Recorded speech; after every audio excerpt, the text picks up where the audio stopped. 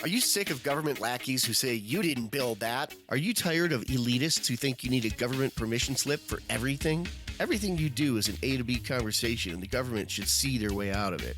Create true free markets by adopting the BIPCOT No Government License. The BIPCOT No Gov license allows use or modification of any product, service, or software except by governments or government agents. Go to bipcot.org. That's Bravo, India, Papa, Charlie, Oscar, Tango.org.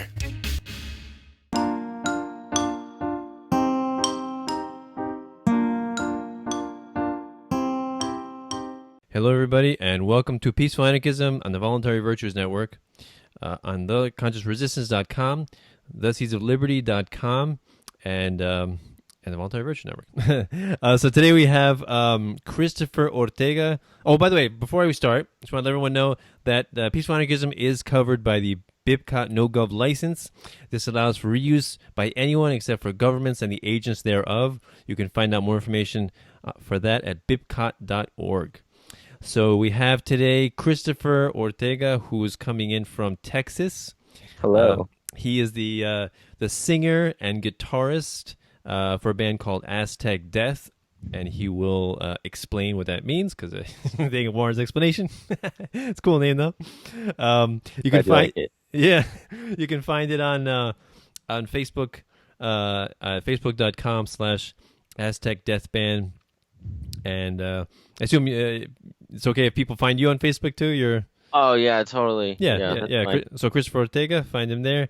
Oh no, sorry. Your name is, what is it? Mises something? I changed my name a bit on Facebook. On Facebook, it's Christopher von Mrs. Nice. Is that because you have a relative called Mises? No, I'm just kidding. Oh no, I know. I know. My fake anarchist name. Nice. So you can find him on YouTube, SoundCloud, and Bandcamp under Aztec Death. You can find his band there, and also on Twitter at Aztec Death, and on Instagram Aztec Death TX. So we'll talk a little bit about his journey to voluntarism, how the band got started, and some of his favorite songs, Passengers 1 and Helpful Hands. So Christopher, thanks a lot for coming on the show. Sure, glad to be here. Yeah.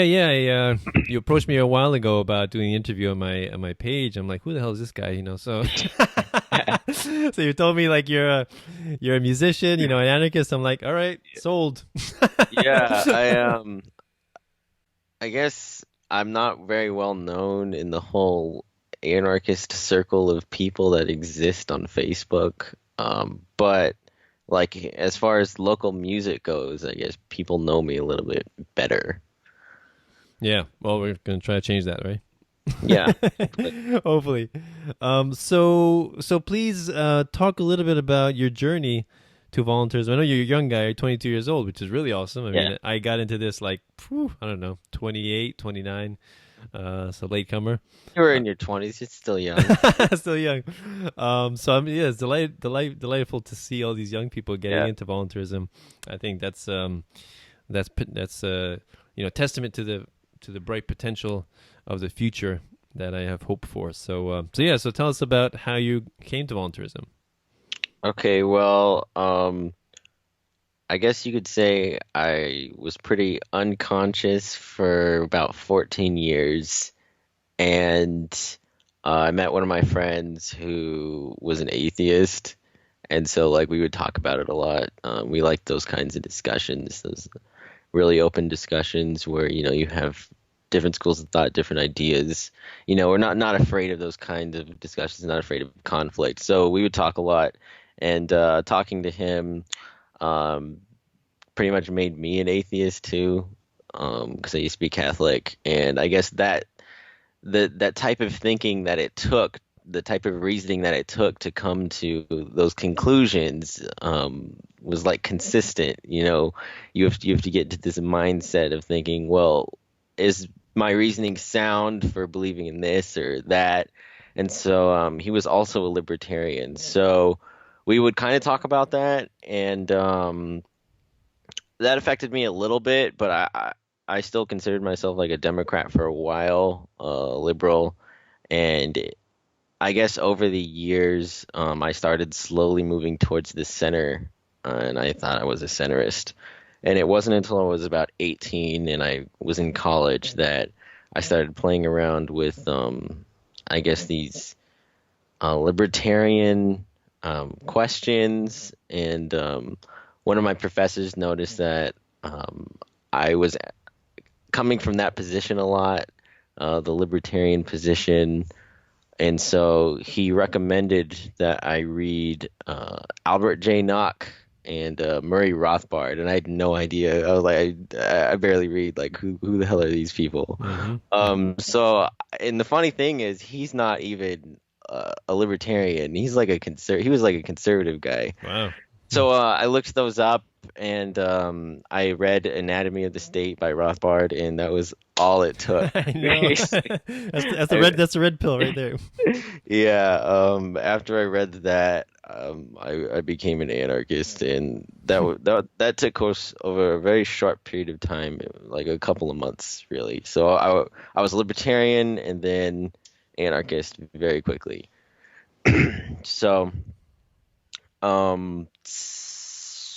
I helped, I guess, during that time. I was talking to other people before I really identified as an anarchist. I was debating as one, like with some of my friends, or like especially my brother. I would be like, okay, so we're going to talk about this, and for this discussion, I'm going to debate as an anarchist, just to see how it is, because like, playing devil's advocate until you realize that, the devil's not so bad. Right. Yeah. So, talking to him, I think, pretty influenced him a lot too, because now my brother is he's also very anti-government, anarchistic too. And my drummer, because my brother's my bass player and we're a three-piece, so it's me, my brother, and my drummer. His uncle was an anarchist and I was an anarchist, so we were always talking about stuff like on Facebook, and like he would see it, and his uncle's approach is very like in your face, unapologetic anarchist. Anyone who disagrees with me is dumb or whatever. And so I don't really come from that kind of position. I try to or at least now especially, I try to be more friendly, I guess, with it. I don't want to drive people away, right? Because when you're discussing with people and they're a statist and you're an anarchist and you're like, oh, well, why do you believe that? Or they get very positional, and so you have to be very careful when you're talking to people. But I helped him along his path to anarchism, and his uncle did too. So that's how we all became anarchists. And I think by the time we started playing, by our first show, we were all pretty much there. And the lyrics are so anti-government too. So cool. Yeah. And what books, like I know you mentioned Enemy of the State, and any other books that you read that influenced you, or personalities? When I was in high school, I read the first part of Atlas Shrugged. Okay. Yeah, Ayn Rand. I never identified as an objectivist, but one of my friends was an objectivist and he wanted me to read it, so I bought all the central gospels, you could call them, of Ayn Rand. I got Fountainhead, Atlas Shrugged. I think the other one was Anthem. But yeah, I read some of that. And then other things that got me into it were videos. Like Stefan Molyneux, I would watch videos by him, because the thing is, even if you realize that government isn't so great, one of the things that keeps you holding on to your position as a statist is, what else are we going to have? So I was always looking up for solutions to the things that exist now, like how we would settle disputes, things like that. So I would look up what other anarchists thought, as far as alternatives that could exist. So I remember there's this one video by Stefan Molyneux. It was the social contract refuted like in 5 minutes, and that's one of my favorite videos. And that's something I would go to. I'd watch a lot of Cal Molyneux's videos. Yeah. Michael Shanklin. I'm not sure how well he's known, but for me, like he was one of the people that helped me get there. And then Larken Rose. I remember I watched this one video by him where he was holding up a gun. He's like, "So you'd rather people be killed than own one of these?" Awesome personalities, and Stefan Molyneux, was a big influence on me. A lot of people, before they became anarchists, they were like really into Ron Paul. And I didn't appreciate Ron Paul's liberty-oriented stuff until after I was already an anarchist. I was like, oh, I guess he was all right. I guess I should have paid more attention. You would say. Maybe you didn't appreciate it because he was a politician. There's that. There's that too, or the whole running for president thing. Right. Yeah. Yeah, for me it was Stefan Molyneux, and I started with peaceful parenting, learning about that because I had my first child, and learning about the peaceful parenting and the unschooling, and then I kind of backed into voluntarism through him, and so Peaceful parenting, yeah, that's I believe I'm in that group as well. It's where you it's like alternatives to authoritative parenting. Yeah, because I used to work with kids, so like being in charge of children a good job, and I wanted to guide them at the same time. I didn't want to be like every other adult, because I said so. I didn't want to encourage that type of thinking where it's like, well, because he's in charge, he's the authority figure. Yeah, definitely. That's to me what peaceful parenting is all about, is reasoning with your child, explaining, communicating, with a low, calm voice, I'm not going to say that don't shout, but I try not to shout and raise my voice. It sure isn't easy sometimes. Yeah, it's not easy at all. And, we're not, it's not to say that we're perfect parents, but that we strive towards perfection, right? We hold these principles highly, and I try to live up to them as best I can, and these are just principles, and each parent applies them differently to their daily life with their children and to their unique situation, because all children are different. So each, and then, parents are different. So you got to apply it to your unique situation and see what fits, right? And so that's kind of what I tell people. It's not a manual like some people think. It's like some parents want like a manual. If my child does this, do this, and it's not like that. And so you gotta improvise. You gotta be creative. So most definitely. Yeah. So please get into a little bit about your band, and well, I guess you talked a little bit about how you came together, and you're all anarchists. So maybe talk about your the song. Was it the Passengers One? We'll get into that one first. Yeah. Okay. Yes, Passengers One is a song about colonization when the Europeans were coming to the New World, and it's from the point of view of the natives. And so the song begins, "Colors run like blood through painted eyes." That's basically seeing the flag, the government flags coming over on the ships. And the next line is, "Freedom waves and passengers arrive." So, it's like the flag waving, them arriving, and we stood there in surprise, bound stupefied. We stood there in surprise while fate arrived. And that is like a foreshadow, because eventually what they created over here became one of the biggest and most oppressive governments to ever exist. That still exists. Mm-hmm. Yeah, indeed. I actually just got into a conversation today. I was with my kids with another homeschooling mother. We were out, we go to different parks and stuff. And today we went to a dam, and and we were just sitting. The kids were playing, and we were just talking, and I was talking, and the subject got into voluntarism and anarchy, and it was pretty cool. It always does. Yeah, I mean, I try not to impose these ideas on people, but if this conversation naturally develops like that, I just go with it. And I find that I'm surrounded by a lot of homeschoolers or people, even if they're not homeschoolers, they're already critical of government school. So that's a good stepping stone. It's a good yeah, start. yeah. So I'm like, if you're already Skeptical of public education, right? If you already think the government can't handle education, what else do you think they can't handle?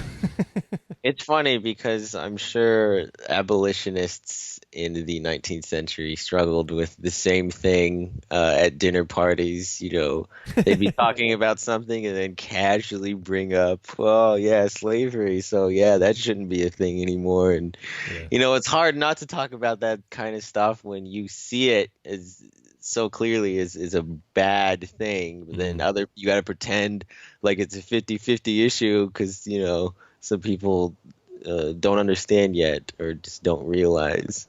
So, yeah, I totally get what you mean when you're talking to someone and then it slowly it turns into a discussion about the failures of public education and government programs, etc. It's a funny thing. Yeah. And, some people are a little bit resistant, but the woman today, she was very much interested and receptive and open to hearing these ideas. And, it wasn't an argument or a debate. It was a discussion, which is awesome. It's an exchange of ideas. Like, she's interested. She's asking me questions. And she genuinely wants to understand what I'm talking about, where I'm coming from. And I was trying to ask her, like, what do you think is, what's the difference between the state and a private organization, like a private business? And she was saying, and I said, what in your mind, what is government? What is the essence of government in your mind? And she said, well, government is regulations and laws, and they take care of us, and they make sure we're okay and where everything is orderly.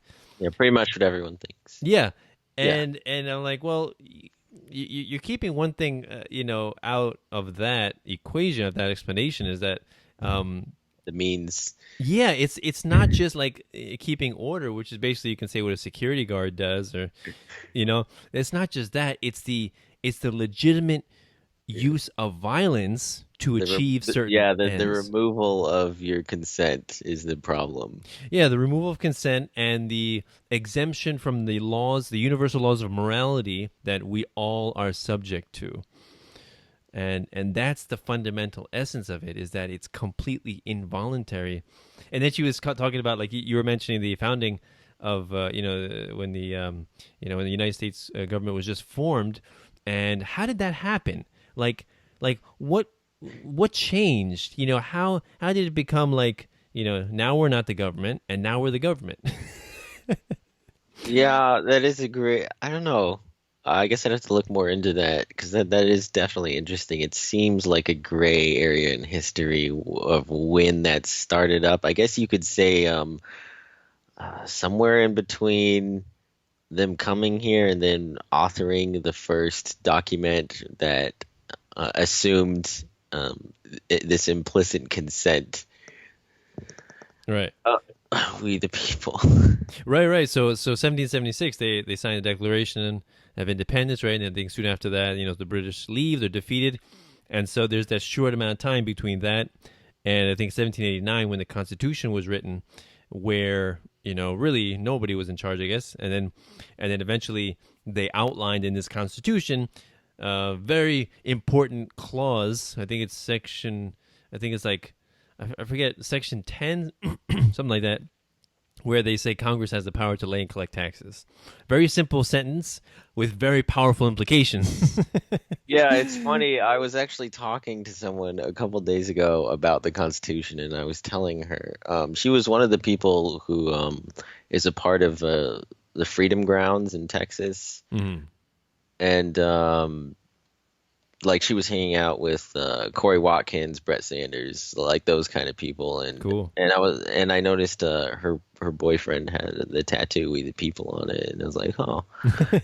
And she's like, well, why don't you like the Constitution? And I said, well, it's just it's very authoritative.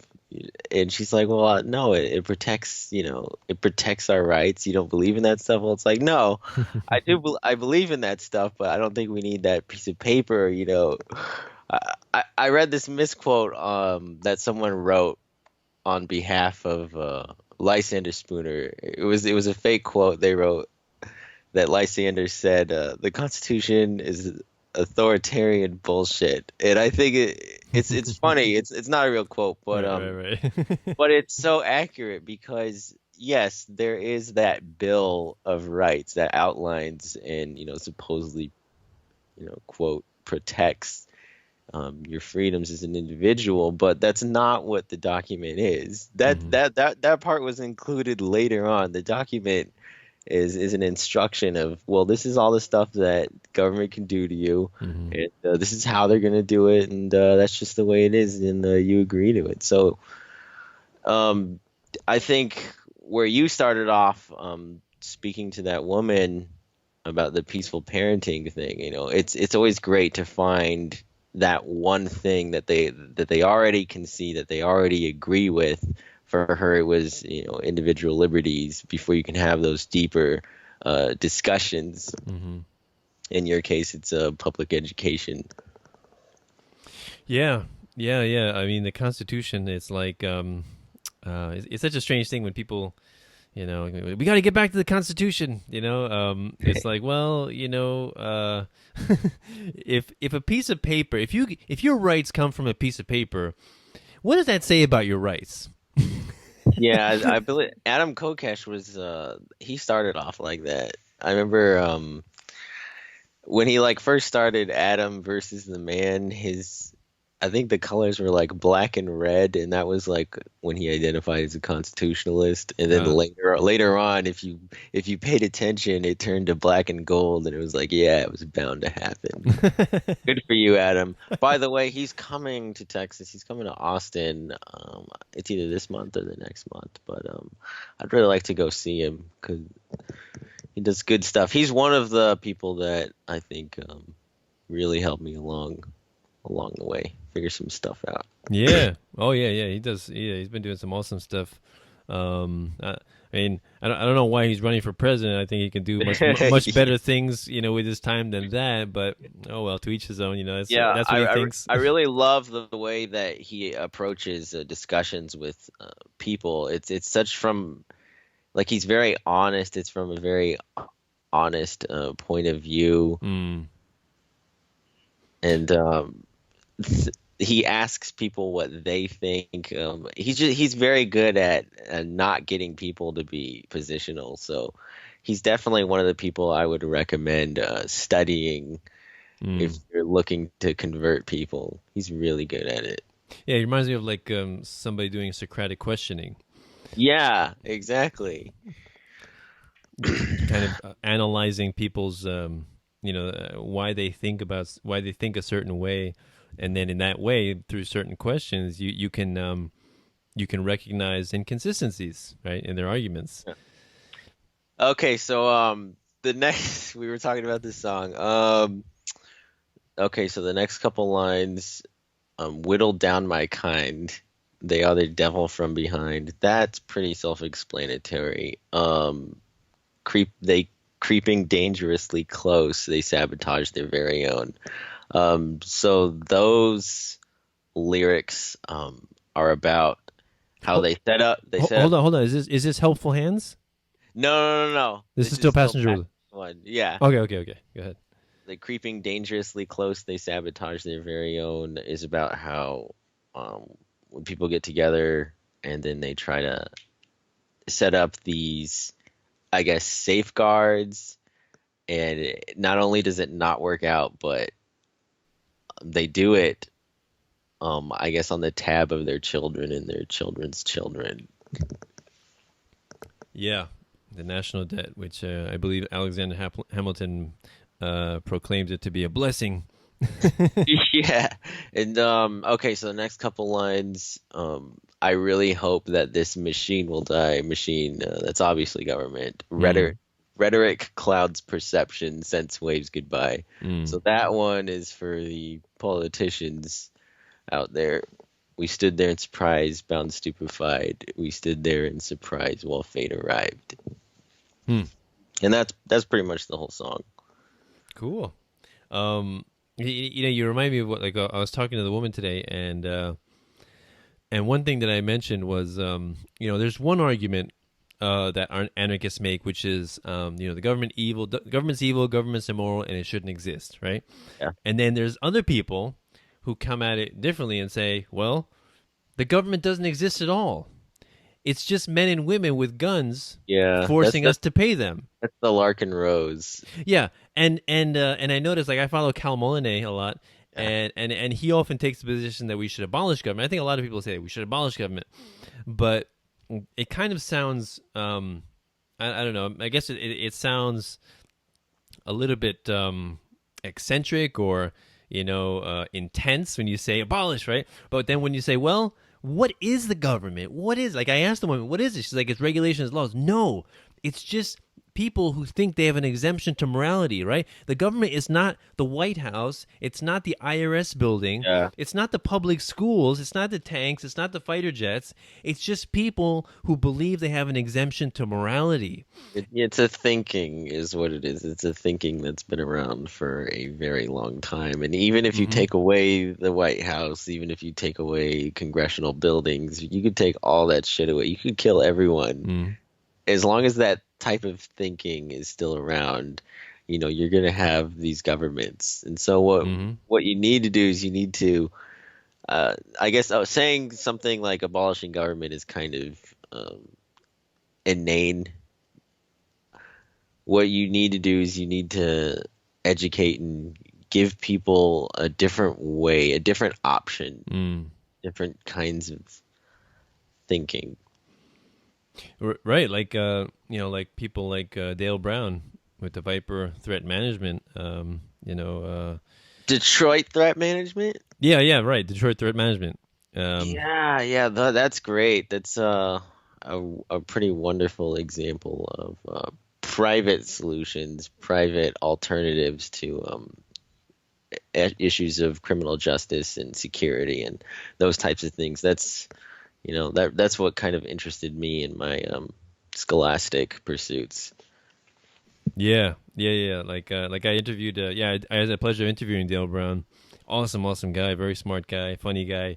And it's just wonderful to hear his approach and his business model, and it's so successful because people are, he's saving people from being robbed and having their homes invaded, and he's saving businesses. He's making the communities much safer, more, people are happier to live there, and he's making money. The people, the businesses are prospering. They have more money to give him. He builds his business. He hires more people.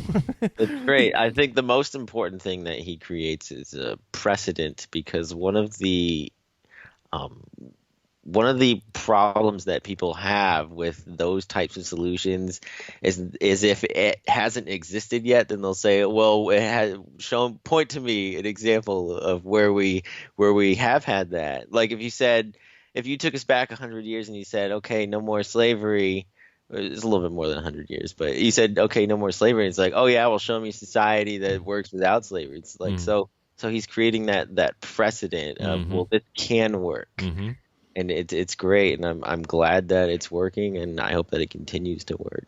Yeah, not only is it working, but he's thriving in the worst possible circumstance in Detroit, which is like ground zero for crime and murder and robbery and all kinds of crappy things.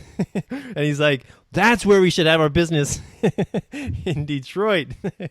And so he's proving it every day that it works, that nonviolent solutions, de-escalating violent situations works.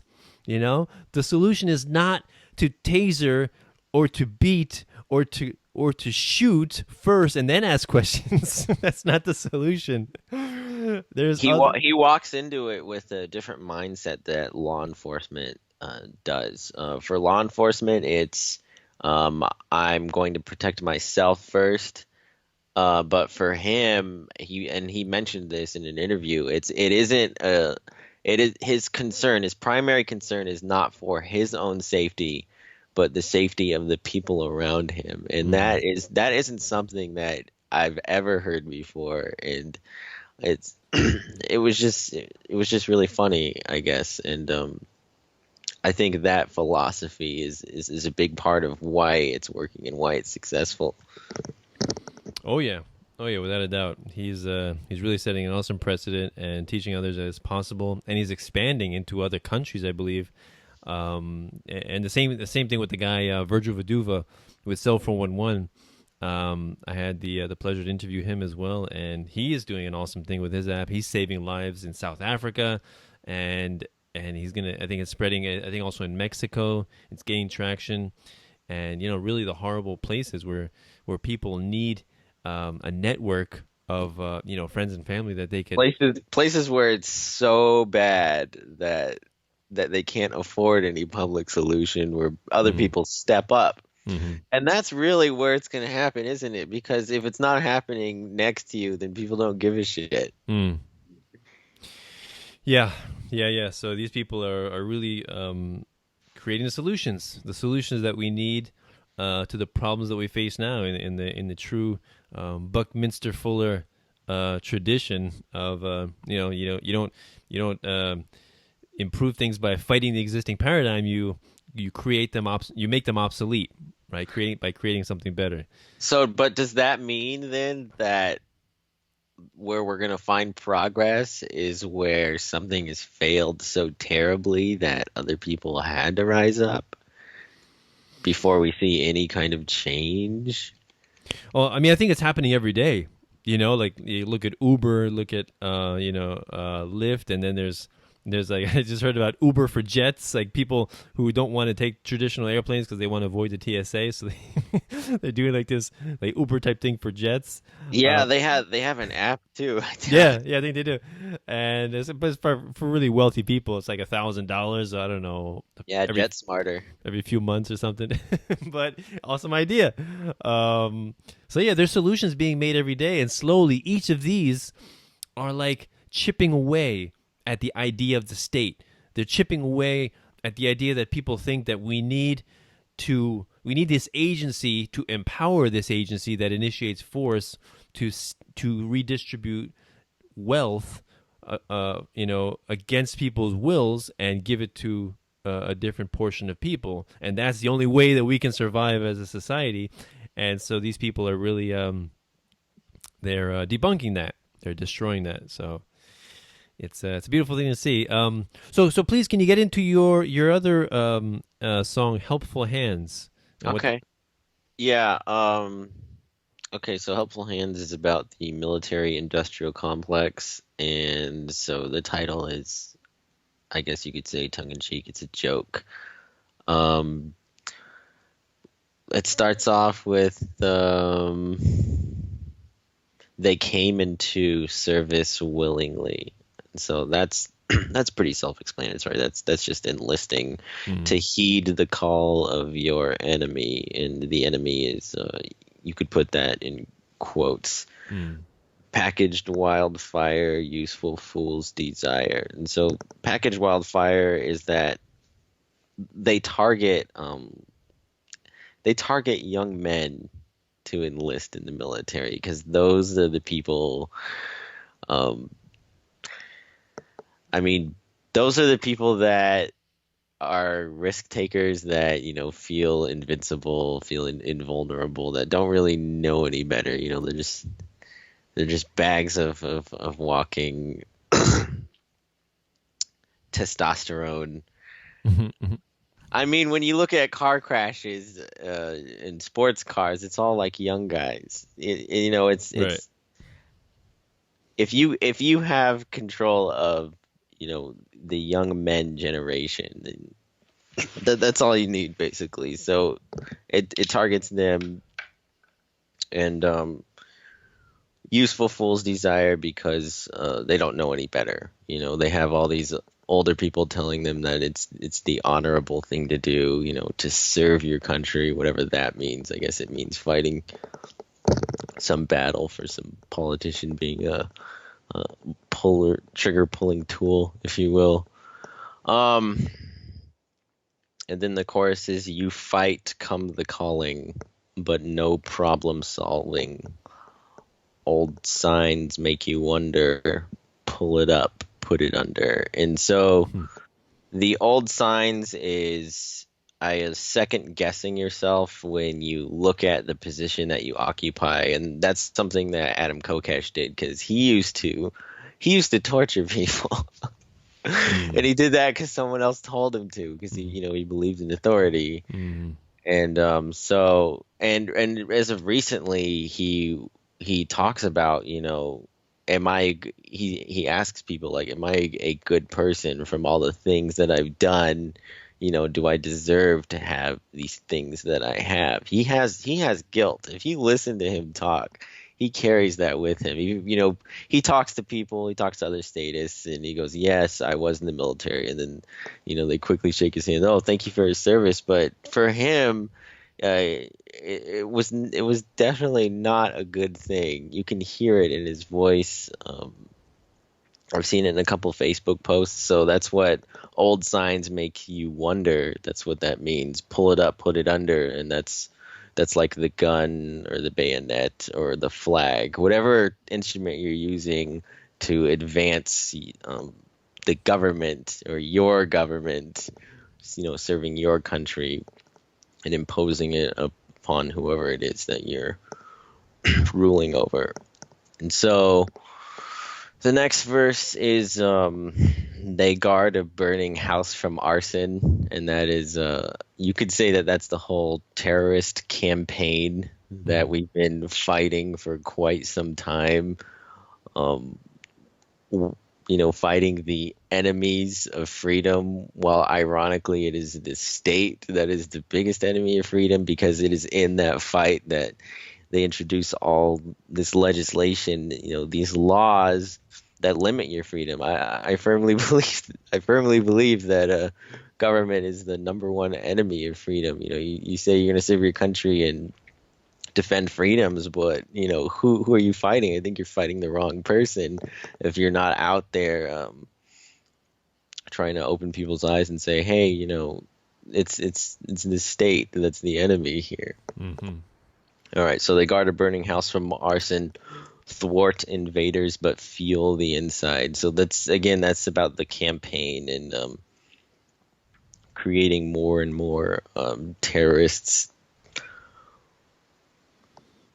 They guard a burning house from arson, thwart invaders, but fuel the inside. Hang on to words so pretty. Hang on to words so pretty is it's like words like freedom, words like independence. People think that they have a good idea. Oh, freedom. Ooh, that's a good word. Independence. Yeah, those are good things. Yeah, those are good words. Yeah, who said that? Oh, they're a good person then too. Yeah, those are the things I want those things. They hang on to words like that, but then they completely contradict themselves. They mark themselves so petty by falling for things that are exist and that are things that exist that are clearly not those things. Right. Like I guess doublespeak, right? Oh yes, most definitely. That is exactly what it is. Doublespeak. Saying one thing but really not meaning that. Yep. Political euphemisms. It's the language of politics. It's the law enforcement class and the military is basically what defines the state. It's what gives teeth and fangs to the state, right? They are nothing, right? The edicts, the mandates, the laws, the regulations. They would be nothing without the enforcers. There would be nothing without the enforcement class, and it's so unfortunate that people who join that, I think most of the people, I'd give them the benefit of the doubt that most people who join both military and law enforcement do so with good intentions. Like Oh, when, most you definitely. know, But the whole good intentions thing, that's ugh, like it still that doesn't justify though. exactly the Yeah. whole just doing your job Right. thing. Yeah. It's thinking that needs to be encouraged. Hmm. Independent thought. Yeah. Yeah. Yeah. Like I know in law enforcement, I assume in the military as well, that if you're above a certain IQ, they're not going to take you. Yes, yes, that is exactly right. It's because they think that if your IQ is too high, then you'll get bored of your job. You'll get bored of the duties. And I'm not sure if that's what they've experienced, and then they just decided to implement that policy. But yeah, they don't let you in if your intelligence, your measured intelligence is too high. Yeah, it's very telling the type of people that they want in their gang, in their organization, the type of people that will carry out orders without thinking. Basically what you want in an order follower is just a robot. You don't want a human being. You don't want somebody who's gonna reconsider. Like, is this moral? Yeah. Is this right? Those are the people that you want to fight come the calling. Right. Yeah, yeah, yeah. Yeah, send the attack dogs to them. But yeah, so I think it's so important to reach out to them, to try to educate them about these things, because like I know some people, when they get pulled over by the police, or like on Cop Block, various Cop Block YouTube channels, I see them asking the police, if we were living in during Jim Crow times, would you enforce segregation? And some of them won't answer the question, and some of them would say, yes, if that's the Yeah. law, I will enforce it. God, that's scary. Jesus. Yeah. What's terrible about all of this is school doesn't teach you to think for yourself. Everything that I've learned, every great conclusion that I've come to, wasn't because of some shit that I learned in school. It was because of my own personal scholastic pursuits. Mm-hmm. Exactly. It's funny that Curiously absent from public education. Didn't see any courses where they taught you how to think consistently or to think for yourself. Nope. Like my mother often and other people often say, like especially family members, they say, how can you criticize government school? Look at you, look at where you are, look at how smart you are. You studied a great profession, you have two beautiful kids, how can you say, look where you are now? That's because of government school or public school, as they would say. And I would say, no, actually, that's in spite of it. Right? Imagine where I would be if I had those 15,000 hours that I was forced to be in this institution, learning and memorizing this crap, to regurgitate, to pass a test, to go on to the next grade. Yeah. Where would I have been if I didn't have to do that? That's the real question you should be asking. Lou Rockwell had the same concerns. He said, and I quote, it isn't a coincidence that governments everywhere want to educate children. Government education, in turn, is supposed to be evidence of the state's goodness and its concern for our well-being. The real explanation is less flattering. If the government's propaganda can take root as children grow up, those kids will be no threat to the state apparatus. They'll fasten the chains to their own ankles. So that's exactly what he was talking about. Oh, yeah. And I think one of the best ways to render government schools obsolete is the internet. The free flow of ideas, rapid transmission of all different kinds of perspectives and viewpoints. You can just, go Google, Wikipedia, YouTube, anything, and learn about it yourself, without going to a dry and vapid place with, chalkboards and chairs and desks. And like, that's the only place you can learn things. But all the things that you're talking about, they're very symbolic, because it it symbolizes education and higher education. Like these are the places where you're supposed to be learning stuff. This is where it's supposed to happen. Yeah. Which is funny because when I first discovered Larken Rose, it Mm-hmm. was some crusty looking guy on YouTube with I don't know, like a tiger shirt on, and he was talking about guns. And it's like, when I first saw it, I'm like, wow, this guy, like, what is he even saying? He's kind of funny looking, but like the stuff that he was saying, it made so much sense in hindsight that it just didn't occur to me that from someone like that or in a setting like this is a place where you could really learn something. I learned more about consistency and reasoning from Larken Rose than I did from 12 years of public education. Right. Yeah, most I think the implied lessons that people get in government school is sit down, shut up, listen to authority, or else you'll get punished. And intelligence comes from authority. Intelligence means regurgitating information that has no relevance to your real life so that you can go to the next grade. And then the other thing that I tell people is if government school is such a wonderful thing, why does it have to be enforced by truancy officers, right? Truancy laws. Like if your child is going to government school and they decide not to go, they can send the truancy officers after you, and they would, punish the parents, fine the parents, imprison the parents, right? So it's not an area of love and gentleness and kindness, right? No. It underneath is really a really authoritarian, rigid, and inflexible institution. Yeah, one of my concentrations is psychology, and I heard a very interesting story in one of my psychology classes, and I believe it says a lot about people, and it speaks to why we are where we are now and why government is a thing. There was a woman in an apartment, I believe it was an apartment complex, and she was being stabbed out in the open, and while it was happening, she was screaming and yelling for help. And there were people watching her. There were like, I think 40 people that were watching it happen from their windows. Oh.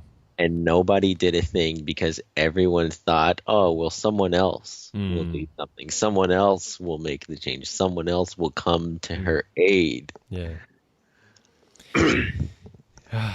Yeah, so I actually wrote a song about that.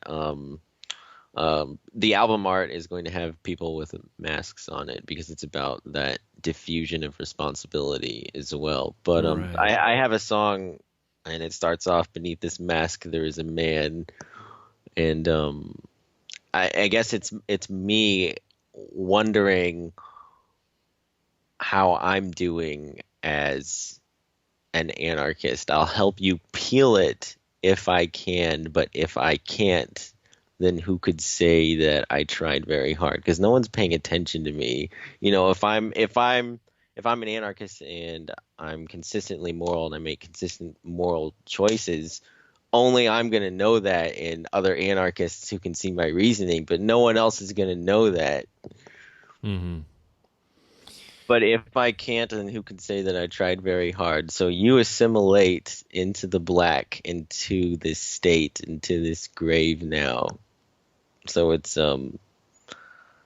talking about integrating yourself into society after being educated, being indoctrinated. They cover you in paint over your eyes and over your ears. There's no helping it. So that's about the education, the paint. Every time I'm talking about paint, I'm always talking about flags because they're so colorful. They cover you in paint over your eyes and over your ears. That's when you learn, how to think in public education, what intelligence is and where it comes from. The whole, like you said earlier, the whole regurgitating information, Mm. not really thinking for yourself, shrink wrapping minds in flags. Um, there's no helping it, like they've done for years, and tell you it's good, and you can't be one they made sure when you were very young. And that's Hmm. that's when it starts, the whole Pledge of Allegiance. Hmm. You don't realize how creepy that is either. Oh, the Pledge of Allegiance? Yeah. Oh, it's so creepy. Yeah, definitely. And how similar it is to the what's it called, the Bellamy salute, which is like the Heil Hitler type. Yeah. Which I think they changed that because of World War II and Hitler, and they didn't want to be associated with that, so that's why they changed it to the heart, hand with the heart. Yeah, and you wonder why it's so hard to talk to these people years later after all that shit happened, after all those years after saying the pledge every morning. You can't be one. They made sure when you were very young. Mm. Yeah. And I want to go back to that story you said about the woman being stabbed and nobody was watching. Like, that's amazing. And one of the things that I really admire and respect about anarchists and voluntarists is that they recognize that there is no authority. There is no greater somebody who's in charge, who's taking care of who's going to save the day, who's going to take care of all of us. It comes down to the individuals who are willing to help their fellow human beings when they need it. And so it's such a beautiful thing that if I'm around a group of anarchists and volunteers, I feel the most safe, because they recognize that they will take things into their own hands if need be. It's a deep psychological complex that exists within all men to break the chain, to do something that when no one else is going to do it. And so it's really hard for those people that, especially, they must have been thinking, oh, someone else is going to save her. And I guess their inner humanity, which is a terrible thing, is telling them, oh, someone else will do it. Well, no one did anything. And she died. Yeah. I mean, it's really amazing thing. And, one thing that I want to do, I haven't done this yet, is learn to use a firearm, because I'm surrounded by a bunch of Democrats who are afraid of guns, and I look at it as just another skill to learn and to use to protect my family if need be. Oh, most definitely, especially if the shit hits the fan. Yeah. Like, what are you gonna do? You gotta right, exactly. have it. Otherwise, you just gathering supplies for the toughest guy in the block. Exactly. So come over and shake the coins out of your pockets. Right. And not only for me, but also for my daughter. I think that's one of the best things you can do to protect your children. Right. The best. In a responsible way, like, you can't leave it out. Oh yeah, of course, definitely. I mean that's one of the major worries when you talk to other parents and mothers about guns. Pretty much every mother is afraid of guns who's not an anarchist. Okay, so I'm curious then, since that's something that you're pursuing, are you going to educate your children on the importance of gun safety and handling firearms so that they know to take it seriously, or are you going to keep it away from them so that they never have a chance to? Like, what are you going to do? Well, first I got to teach myself. So I have no experience. So, hopefully, we're going to move soon. And so hopefully we're going to move to a place where we live a little bit closer to anarchists who can help me in that department. I'm looking forward to that. And no, I would love to teach my kids as early as possible to get comfortable with the idea. No, I definitely don't want to say, that's where the gun is and you don't touch it. No. Maybe as an infant, you do that because they don't really understand much. But I have a 6-year-old and a 4-year-old, and they're pretty, intelligent and logical minded. And so, as early as possible, I think my wife would be shocked to hear me say this, but as early as possible, I want to get them to understand what a gun can do and how dangerous or how powerful it could be. Yeah. And by doing that, to respect it. Right, because one thing that we also do, we hang out with a lot of families, is is we cook outside and we make fires outside, and most parents who are not used to that, they come along and they see us doing that, this big fire with the kids running around. They're like, "What about the kids? Careful, don't touch the fire!" and so what happens? I mean, you put a kid in that situation. Maybe they get burned. Maybe they get burned once or twice, and then they learn. Fire is something that you have to respect. You got to be delicate with the fire. It's got to be a normal thing. Yeah, and the same thing with knives, right? Like I know this one unschooling family. She has a 7-year-old, a 5-year-old, and like a 2-year-old, and her 7-year-old and 5-year-old are really proficient with knives. It's really amazing to see that. And she's incredibly comfortable with them handling these knives. Only when we're like out and there's other people watching does she get uncomfortable, because those people watch her kids with the knives and they get uncomfortable. So she call CPS. Yeah. So she's afraid of that. But if it's just us, they're awesome with the knives. Like I asked her, like, do they cut themselves? She's like, maybe in the beginning they did once or twice, but now they're fine. They understand how to use it, and so they don't get cut. And you learn. That's how it is. So I definitely would love to teach them as early as possible. I think, because you want to inspire respect. And one interesting thing, I'll say this. I know this one woman, anarchist. She has a 3-year-old, like 4-year-old, and I think a 1-year-old. And she's very big into guns. Like, she has a few, I think, and she's very proficient. And so one thing that she said that she does with her kids in order to not have them, disrespect or underestimate the power of guns, is she would not buy them toy guns. Because once you do that, you're kind of instilling in their mind that this is just a toy. Yeah. Which is a very interesting thing. Like, Yeah, that is interesting. I never thought about it from that perspective. Like, and everybody does that, right? Even people who hate guns, they buy toy guns for their kids. And she says, no, I would not do that, because you want to teach them to respect a firearm and that it's really powerful thing and can be used for harm, but also can be used to help you, right? So I thought that was pretty awesome. Yeah, that's definitely interesting. You need to write a book or something on this. But yeah, I'm always making Facebook posts, so maybe I'll just gather those together. But I imagine that's something that you would see in a peaceful parenting anarchism. Actually, just to let everyone know, I am trying to, in the process of trying to make a peaceful parenting podcast called the NAP, Non-Aggressive Podcast. Oh, clever. Yeah. And so we're trying to get that to happen with this woman, actually, that I'm talking about, Melissa. And she's got a lot of things going on. So hopefully we'll get that started like September, October. And we're going to just focus on peaceful parenting and unschooling and homeschooling and all the issues that arise with that. Because I get a lot of people that ask me, I'm interested. Where can I learn more? And how do I do it? What do I do? Where do I start? Right?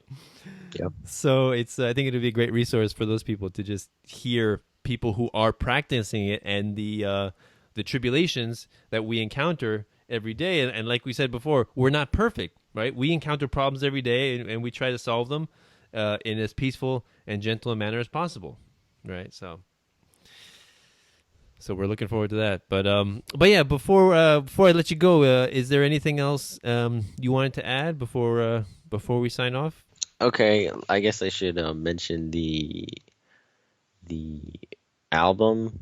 Okay, so did I talk about Aztec Death, the meaning of Aztec? Oh, right, you didn't even talk about the meaning. Right, go ahead. Yeah, do that. Okay, so have you ever heard of an Aztec death whistle?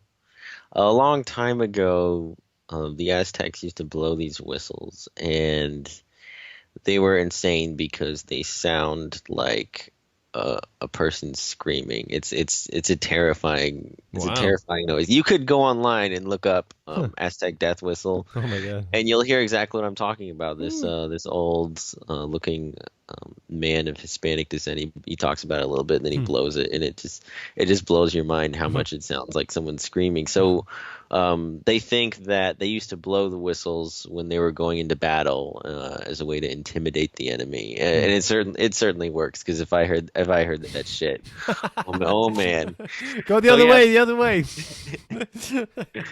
yeah, it is the other way around. They should have used it on the Europeans. Right, exactly. Yeah, so I thought, wow, that's really cool. I want to name my band after that. So I did. We were Aztec Death Whistle for a very short period of time, and one of my friends told me, hey, that name is too long. You need to shorten that. You need to cut that shit off. So he's like, yeah, just be Aztec Death. I'm like, okay. The problem with being just Aztec Death is there is another death rock band, and they were called Christian Death, but they were totally different. I guess their message was completely different. For us, we're very anti-government. But anyway, I decided we would be Aztec Death, and it didn't really have any connection to anarchism until I thought about it a bit more. And you can read about this in our interview that we had from Cult Nation, which is a magazine, an online music publication. And all the lyrics in our demos, this is what I said, all the lyrics in our demos and our upcoming album are very anti-government, and the songs articulate issues of people willing to forsake reason and liberty for security, and how the greatest enemy of freedom has always been government. In hindsight, I considered the name Aztec Death perfect once I considered its implications. The barbarism of human sacrifice to please some divine authority in the name of our well-being. We think human sacrifice and government are equally ridiculous for the same reason. Nice. So that's kind of the philosophy, you could say, behind our band name, which I successfully shoehorned, however you say. Nice.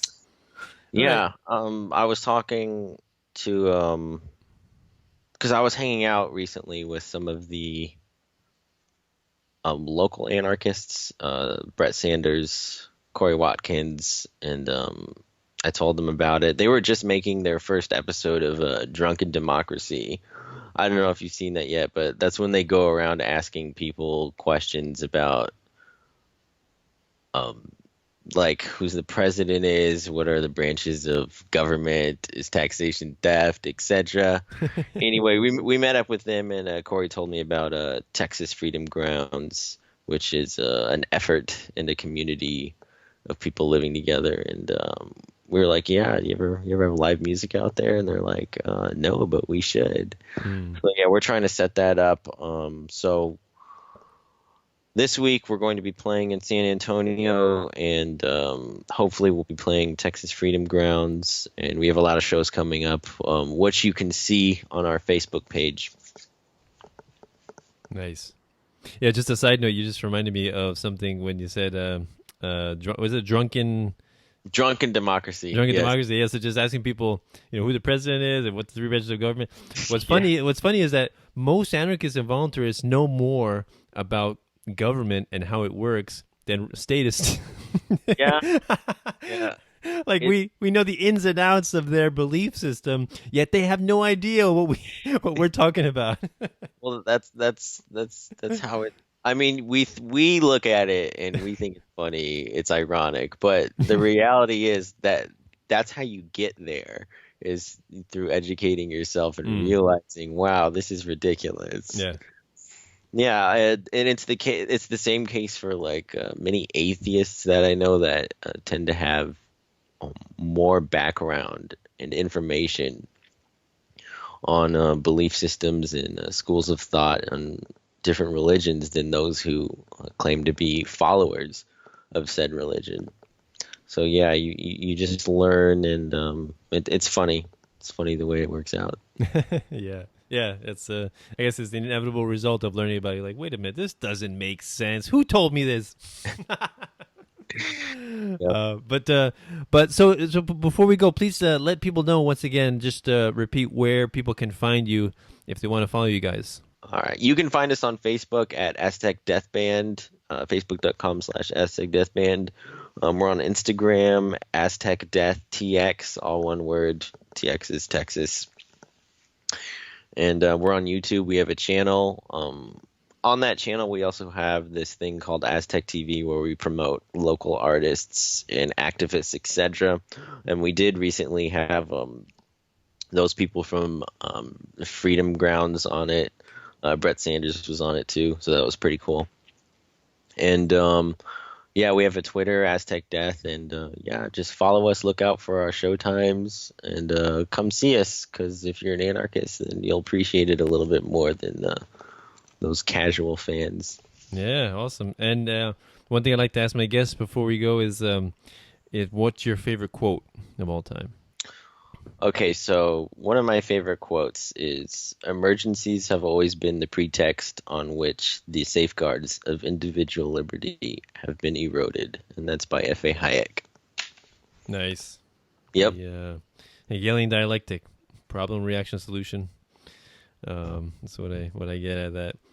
Actually, you remind me, talking about your phone, saving stuff on your phone is like, I think it's like a meme where, the girlfriend talks to the guy and is like, and she's like, did you save that thing on your phone the day that we have a dinner to go to? And he's like, should I delete one of my memes or save that date?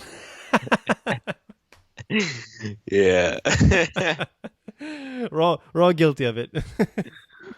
Yeah, I definitely need to clean out my phone. I have a lot of good quotes on here though. A lot of good like sometimes I'll see like other activists say something on Facebook and I'll be like, "Ooh, that was a good way to phrase that," or "that was a good question or a good approach." I want to learn from that, so I'll save it and then read it later and sort of include it into my own repertoire of responses. Exactly. That's how we improve our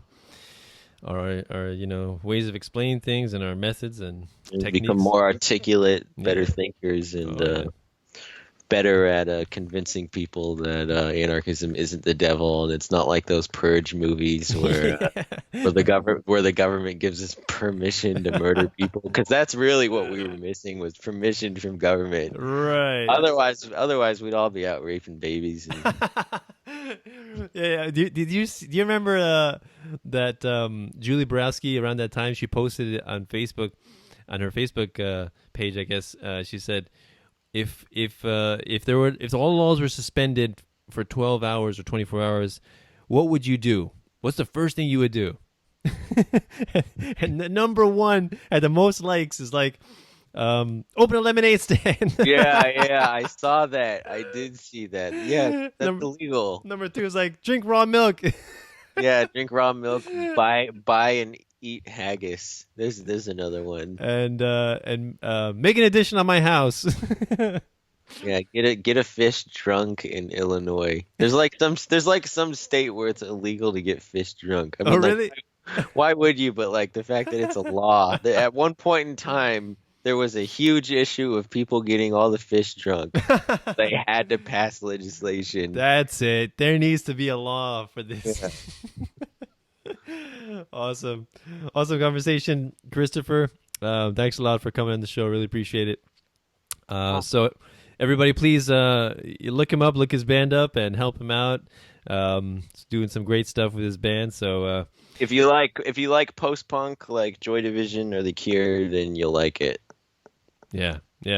Help us, fellow voluntarist anarchists. We spread the message in different ways. Some people are authors, poets, writers, bloggers, YouTubers, podcasters, rappers, heavy metal band, death metal, whatever, rock, punk rock, whatever way you can get the message out is awesome, and I think deserves recognition. So thanks a lot for what you guys are doing. Thank you for having me. No problem. So if anybody wants to help me out, you can do so through Bitcoin or Patreon or PayPal. Links are below. That's patreon.com/ Peaceful Anarchism to help me out. $1 a show is all I ask. If you find value in this content, feel free to help me. Value for value, right? That's how. That's the capitalist way, right? If you like an institution, you patronize it. That's why you want to. If that's the institution that you want to see more of in the future, you patronize it. You vote with your dollars. The only democracy I support. So you can help me out through that, or through the Amazon affiliate links through my website, clicking on the books underneath the post in my website. You can help me out and get a small commission off that at no extra charge to you. So helps me doing what I do love doing best, which is interviewing fascinating people like Christopher here. So thanks a lot, Christopher. Thanks a lot, Christopher. Really appreciate it. So this is Peaceful Anarchism on the Voluntary Virtues Network, and theseasonliberty.com and theconsciousresistance.com. Wishing everyone have a wonderful day. Take care. Bye. Bye. Cell 411 is a free app for Android and iOS that replaces government-controlled 911. Cell 411 allows you to preset a group of friends or private organizations to show up in any emergency. Cell 411 is a nightmare for the state because it proves their so-called services aren't needed. Cell 411 has had thousands of installs, and of course it's covered by the BIPCOT no government license. Cell 411 because your friends won't shoot you when you're in trouble. Without the government, who would build the emergency services? You and Cell 411. Get it today at getcell411.com. That's getcell411.com.